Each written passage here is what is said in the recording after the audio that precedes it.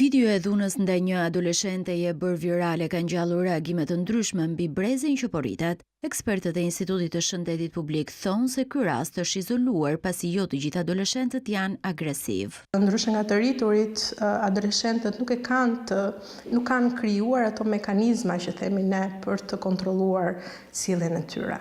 Pra, janë më të prirur që të kenë sjellje impulsive dhe reagimet agresive është një nga format e sjelljeve impulsive.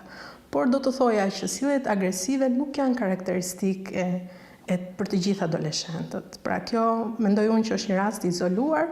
Për ekspertët e shëndetit publik, adoleshenca është një periudhë delikate që kërkon vëmendje, por problemet që lidhen me sjelljen nisin në moshë të hershme. Ata kërkojnë nga prindrit që të jenë të vëmendshëm. Prindri duhet të jetë një dëgjues i mirë, duhet komunikojë hapur me fëmijën e tij dhe kjo fillon që në një moshë shumë të hershme. Prindrit duhet që sjelljen e duhur që ata duan t'ia mësojnë fëmijës së tyre, duhet që gjithashtu ata ta bëjnë këtë gjë, ta modelojnë.